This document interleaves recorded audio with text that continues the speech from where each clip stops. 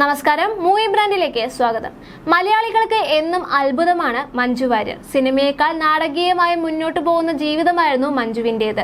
പ്രതിസന്ധികളെ തരണം ചെയ്ത രീതി, ആളുകളോട് ഇടപഴകുന്ന രീതി എന്നിവയെല്ലാം ആരാധകർ ശ്രദ്ധിക്കാറുണ്ട്. 3 പതിറ്റാണ്ടിലേറെയായി സിനിമയിലുള്ള താരത്തിന് വലിയൊരു ആരാധക വൃന്ദമാണ് ഉള്ളത്. സോഷ്യൽ മീഡിയയിലും മഞ്ജുവിന് മികച്ച പിന്തുണയാണ് ലഭിച്ചുകൊണ്ടിരിക്കുന്നത്. എന്നാൽ സെലിബ്രിറ്റികൾ നേരിടുന്ന വലിയൊരു വെല്ലുവിളിയാണ് സൈബർ ആക്രമണങ്ങൾ എന്നത്. വിവാഹമോചനത്തിന് ശേഷം ചിലർ മഞ്ജുവിനെ സോഷ്യൽ മീഡിയ പേജുകളിൽ മോശം കമന്റുകളുമായി എത്താറുണ്ട്. എന്നാൽ ഇത്തരം വിമർശനങ്ങളോടൊന്നും തന്നെ താരം ഒരിക്കലും പ്രതികരിക്കാറില്ല.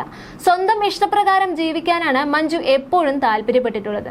എന്നാൽ അടുത്ത കാലത്തായി സംവിധായകൻ സനൽകുമാർ ശശിധരൻ മഞ്ജു വാര്യരുമായി ബന്ധപ്പെട്ട ചില പരാമർശങ്ങളുമായി എത്തുകയുണ്ടായിരുന്നു. ഇത് വലിയ വിവാദങ്ങൾക്കാണ് വഴിവെച്ചത്. എന്നാൽ ഇതിൽ മഞ്ജു നേരിട്ട് ഒന്നും തന്നെ പ്രതികരണവുമായി രംഗത്ത് വരിക ഒന്നും തന്നെ ചെയ്തിട്ടില്ല. സംവിധായകൻ തന്നെ അപകീർത്തിപ്പെടുത്തുന്നു എന്ന ഒരു കേസ് മാത്രമാണ് മഞ്ജു ഇതിൽ നൽകിയിട്ടുള്ളത്. ഇപ്പോഴിതാ സനൽകുമാർ ശശിധർ അടുത്തിടെയായി നടിയെ കുറിച്ച് പറയുന്ന കാര്യങ്ങളുമായി ബന്ധപ്പെട്ട് റഫീല നിസാർ അഹമ്മദ് എന്ന ഫേസ്ബുക്ക് യൂസർ പങ്കിട്ട കുറിപ്പാണ് ശ്രദ്ധ നേടുന്നത്.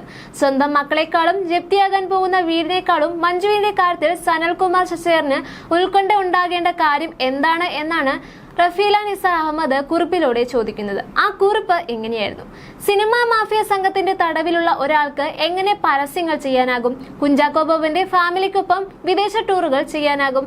അജിത്തിന്റെ കാർ റേസിംഗ് മത്സരത്തിൽ പങ്കെടുക്കാനാകും. ഉദ്ഘാടനങ്ങൾ, അഭിമുഖങ്ങളൊക്കെ ചെയ്യാനാകും.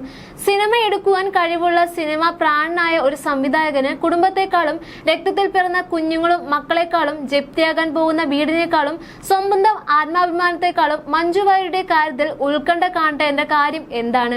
ഞാൻ എന്റെ മനസ്സിലുള്ള ഈ ആശങ്ക എഴുതി ഇട്ടാലും പുള്ളിക്കാരൻ പറയും മാഫിയ എനിക്ക് പണം തന്ന് എഴുതിച്ചതാണെന്ന്. നന്നായി എഴുതുവാൻ കഴിവുള്ള, സംസാരിക്കാൻ കഴിവുള്ള സംവിധായകൻ, ചെയ്യാൻ കഴിവുള്ള ഒരാള് എന്തുകൊണ്ടാണ് മഞ്ജു വാര്യർ നിരന്തരം പല പ്രോഗ്രാമുകളിൽ പങ്കെടുക്കുന്നത് കണ്ടിട്ടും ഇതേ വിഷയം തന്നെ ആവർത്തിച്ചുകൊണ്ടേയിരിക്കുന്നത്? ഇതിന്റെ പിന്നിലെ ചേതോ വികാരം എന്താണ്? ഒരു പിടിയും കിട്ടുന്നില്ല. ഇന്നലെയോ മിനിഞ്ഞാന്നോ പോലും ഈ വിഷയത്തിൽ ആളെ ഇട്ട വീഡിയോ കണ്ടിരുന്നു എന്നായിരുന്നു കുറിപ്പിൽ പറഞ്ഞിരുന്നത്. അതേസമയം സംവിധായകൻ സനൽകുമാറിനെ പരിഹരിച്ച് സംവിധായകൻ ശാന്തിവിള ദിനേശും രംഗത്തെത്തിയിട്ടുണ്ട്. അടിസ്ഥാനരഹിതമായ ആരോപണങ്ങൾ ഉന്നയിച്ച് സനൽ സ്വയം പരിഹാസ്യനാവുകയാണ് എന്നതാണ് സംവിധായകൻ പറയുന്നത്. നിരാശാജനകമായി ഇങ്ങനെ അധംപതിച്ചു പോകരുതെന്നും ശാന്തിവിള പറയുന്നുണ്ട്. തന്റെ യൂട്യൂബ് ചാനലിൽ പങ്കുവച്ച വീഡിയോയിലൂടെയായിരുന്നു പ്രതികരണം.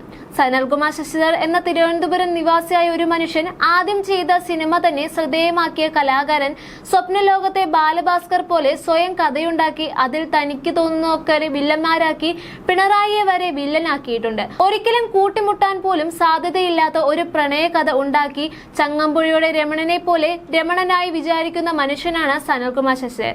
മഞ്ജു വാര്യരെ വിളിച്ചുകൊണ്ടുവന്നാൽ ഞാൻ എവിടെ കൊണ്ടുപോയി താമസിപ്പിക്കും എന്ന് പോലും അറിഞ്ഞുകൂടാത്ത ആ പെൺകുട്ടിയിടുന്ന ഒരു ഡ്രസ്സ് വാങ്ങിക്കൊടുക്കുവാനുള്ള പാങ്ങ് പോലും എനിക്കുണ്ടോ എന്ന് പോലും ചിന്തിക്കാത്ത കഷ്ടമാണ്. നിരാശാജനകമായി തോന്നുന്നു. ഒരു മനുഷ്യൻ അധപ്പതിക്കുന്നത് ഇങ്ങനെയും ആകാമോ? സമൂഹം ക്രിമിനലുകളായി കാണുന്ന ആരെയൊക്കെ ഉണ്ടോ അവരെയൊക്കെ മഹാന്മാരാക്കി അവർക്ക് വീരശൃംഖലകൾ നൽകുന്ന മനസ്സുകളുമായി ജീവിക്കുന്ന ഒരാളാണ് സനൽകുമാർ ശശിധർ. ദിലീപ് വീട്ടിൽ സംസാരിക്കുന്നതൊക്കെ റെക്കോർഡ് ചെയ്ത് പുറത്തുവിട്ട ബാലചന്ദ്രൻ മാന്യനാണ്. അർജുൻ നയങ്കിയും PV അൻവറും രാഹുൽ മാങ്കൂട്ടും ഒക്കെയാണ് സനൽകുമാർ ശശിധരന്റെ റോൾ മോഡലുകൾ, പ്രിയപ്പെട്ടവരും. അതിൽ നിന്ന് തന്നെ അയാളുടെ ഒരു മാനസികാവസ്ഥ നമുക്ക് മനസ്സിലാക്കാവുന്നതാണ്. CPM-ഉം പിണറായിക്കും ഒക്കെ എപ്പോഴും വില്ലന്മാരുടെ പട്ടികയിലാണ് ഉള്ളത്. മോഹൻലാലും വില്ലന്മാരുടെ പട്ടികയിലാണ്. അതായത് ഹേമ കമ്മിറ്റി റിപ്പോർട്ട് കണ്ട് മോഹൻലാലിന് പനി വന്ന് അമ്മയിൽ നിന്ന് രാജിവെച്ച് ഓടി ഒളിച്ചു എന്നൊക്കെയാണ് ഈ മഹാൻ പറയുന്നത്. സനൽകുമാർ ശശിധരൻ ഉന്നയിക്കുന്ന വിഷയത്തിൽ വാസ്തവമുണ്ടോ എന്ന് അന്വേഷിക്കാൻ നമ്മുടെ ഗ്യാസ് മന്ത്രി സംവിധായകൻ ജോസ് തോമസിനോടും B ഉണ്ണികൃഷ്ണനോടും വിളിച്ചതത്രേ. സിനിമാ മേഖലയിലെ വിഷയം എന്ന നിലയിൽ ഫെഫ്ക ഇതിൽ ഇടപെടണമെന്നും വിഷയത്തിന്റെ സത്യാവസ്ഥ അന്വേഷിക്കണമെന്നും ആണത്രേ സുരേഷ് ഗോപിയുടെ ആവശ്യപ്പെട്ടത്. എന്റെ പൊന്നു സനൽകുമാറെ വിശ്വസിക്കരുത്, 100% പുളുവടിയാണിത്. ഒന്നും സുരേഷ് ഗോപി അന്വേഷിക്കുകയില്ല. ഇത് ആളുകളുടെ കണ്ണിൽ പൊടിയിടുവാൻ വേണ്ടി അദ്ദേഹം കാണിക്കുന്ന നമ്പറുകളാണ്. സുരേഷ് ഗോപി ഇടപെട്ടിട്ട് പോലും കേരളത്തിലെ മാധ്യമങ്ങൾ ഇത് അർഹിക്കുന്ന രീതിയിൽ ഹെഡിങ് കൊടുക്കുന്നില്ല എന്നാണ് പറയുന്നത്. 7 വർഷമായി ഞാൻ ആവശ്യപ്പെടുന്നതൊന്നും ഇവിടെ ഭരണപത്ര നിയമങ്ങളൊന്നും കണ്ടതായി ഭാവിക്കുന്നില്ല എന്നും സനൽകുമാർ പറയുന്നുണ്ട്.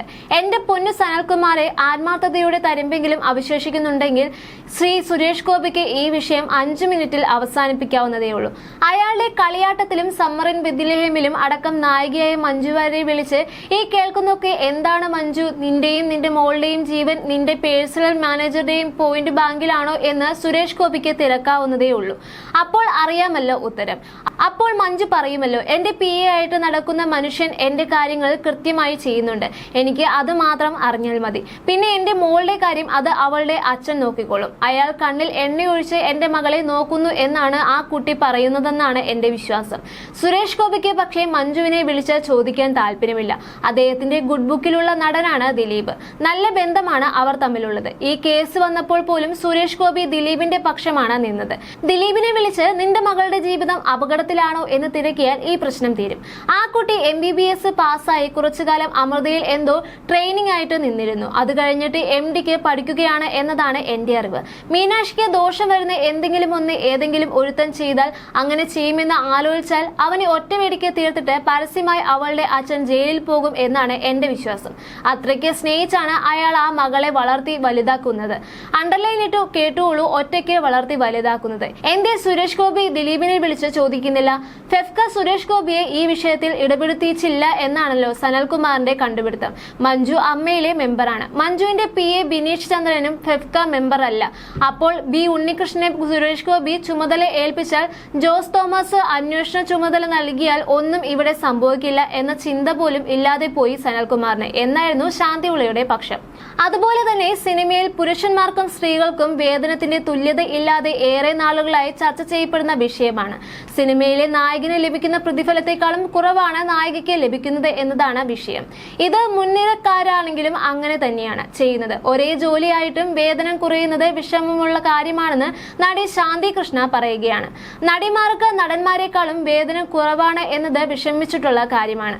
താനൊരു ഫെമിനിസ്റ്റ് അല്ല, പക്ഷേ തുല്യതയുടെ കാര്യങ്ങൾ സംസാരിക്കാറുണ്ട്. നടന്മാരുടെ ഇതേ ജോലിയാണ് നമ്മളും ചെയ്യുന്നത്.